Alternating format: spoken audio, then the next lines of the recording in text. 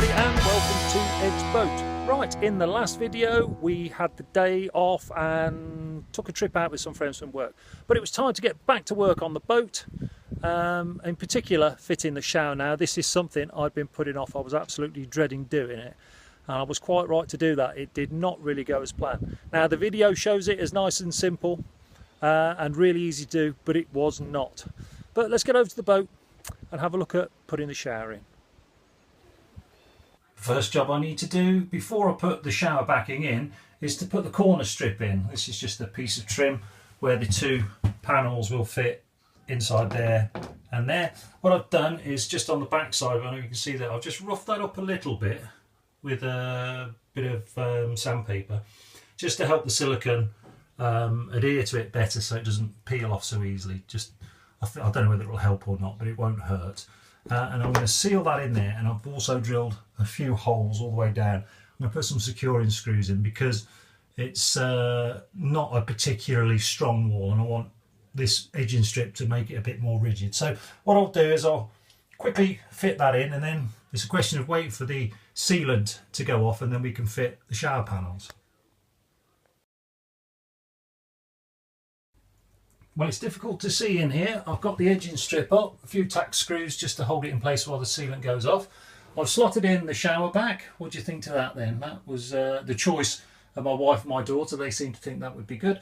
I've shortened that from 1 metre down to 900 mil, so it will still stick outside the shower nicely, but it doesn't come right to the edge of the piece of wood because there's going to be an upright batten goes in there. I'll put some chrome edging strip on all the way down, and that will match the chrome centerpiece. Ignore that white bit there, you won't see that. It'll be like this side, so you just see the chrome outer side. I left that plastic membrane on for the moment just to protect it all, but that's one side on, and that's the easy side done. Now all I've used to put it on, I've used Sikaflex to hold the backing on. That's just big dobs all over the place, what they call dab on the back end, and that just glues it all on. And then to seal the edging strips, I've just used a general purpose silicone sealer in white. Actually, it wasn't that stuff, it was this stuff here. Just a general purpose silicone sealer. I use that, and that's given me a watertight seal down that edge and then down this edge. And then just on the back side of this strip, I just ran a bead of Sikaflex all the way down just to adhere it to there and give it a water seal. Now on top of this chrome strip there is a plastic film, but what I'll do is I'll paint this and varnish all this bit, then I'll peel that off, and that will stop the paint sticking to it, so it will all look nice. So it will look a lot shinier than that. Right, now to this bit here. This is the awkward side because of the fit. I don't know how I'm going to do this exactly because it really is awkward, but yeah, we'll start cutting up. It's got to be dead on. I only get one go at this, so I better get cracking.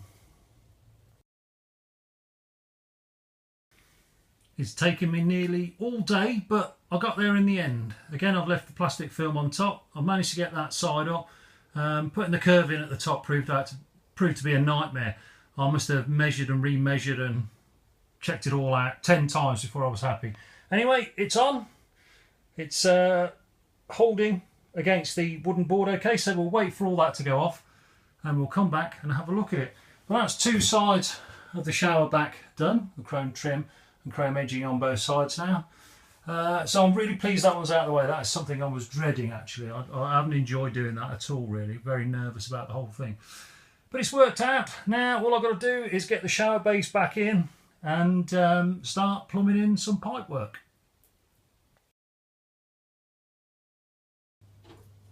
Okay, another day of fiddling about, and I've managed to put the mixer tap system in, the shower stand if you like, and shower head.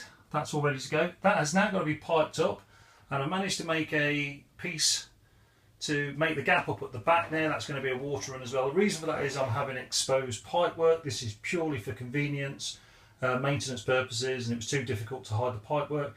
Should look okay when I'm done. It's not the ideal route, but it should look okay. That took a long time to get that in. The base is fixed down now with Sikaflex, just dabbed it down, and that'll be sealed in all the way around. And I've had a delivery, so if I run down here, that is the shower enclosure. So I need to get that unwrapped, make sure everything is okay, and we'll do the pipe work next, and then we'll fit that. Well, I've connected all the pipe work up. I've run the cold and hot supply down the back and up these two pieces of copper. Now I'm not going to leave that as copper. What I'm going to do is cover that in snap cladding, which will give it a chrome effect, and everything will be fine. The water's been turned on and the gas is turned on and all bled up, ready to go. So hopefully I can just turn this on and we'll get hot water out of it. So we'll give it a go.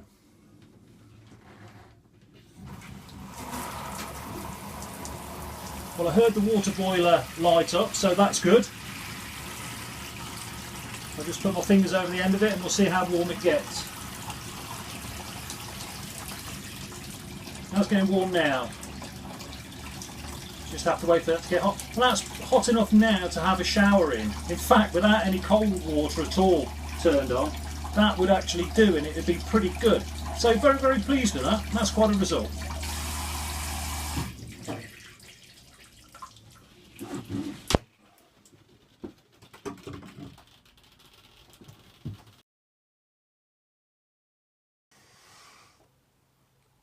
Well, after a full day's messing about, I've managed to get the shower in, tested, and the shower enclosure built. Now, this shower enclosure is slightly unusual because from the base there to the top there, it is 1,750 millimetres. Now, what is normal is 1,850 or 1,900 at High Street. But this one, because I've got such a low roof, I had to buy a shorter one, which gave a problem.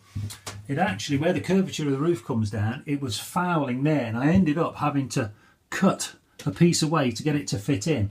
I couldn't find any other way around it, otherwise the glass was just under too much strain from the weight of the roof, so I had to relieve that. But we're all in, and it's a slide shower unit, so you have one door open and close, and another door open and close like that into the shower. I haven't put the shower seals on yet. I haven't sealed it all up or fixed it down permanently. This is more of a dry build, but I'll move it all out of the way, secure it and seal it next time round, because I've been doing a water test on it, just testing for leaks all day really, and it's been fine. The pump hasn't fired up once in sort of, oh I don't know, sort of 6 hours it's been on test, so that's worked out really, really well. Now, this shower enclosure was not the best quality one I've ever had or ever seen, but it's okay. It looks fine, it's pretty good, it fits, it's going to work, but unfortunately because it was a short one it had to come through a caravanning specialist, so yeah, the quality maybe not as good as some other makes, but good enough. I mean, I did alter it quite a bit actually to get the fit right, but I'm very, very pleased with it. It doesn't look too bad, and it is one step closer to getting the boat finished. Well, the shower is fitted and working. Still a bit of finishing up to do. Got to put the door seals on and silicone seal the base, but that's no big deal. We'll do that another time. Now, the problems I had with fitting the shower were absolutely everything didn't fit. I had to put the base in, take the base out 2 or 3 times. The shower surround that I bought from the caravanning specialist company, that was a terrible fit, and I had to alter holes and some of the relieving ports and all sorts, but I managed to get it done. A lot of the complications were actually caused by the fact that the roof is quite low and a funny shape, but got there in the end. I've been putting that job off for a while, absolutely hated every second of doing that. I've really, really enjoyed working on the boat so far. I look forward to it really, but not that shower, so I'm pleased that is done and we can move on to something else a bit more enjoyable. So if any of you that are out there are watching this video and you're doing up or restoring boats yourself, do let me know in comments. I'll be always interested to hear that and see how you're getting on and any ideas you might have. But in the meantime, take care and I'll see you soon.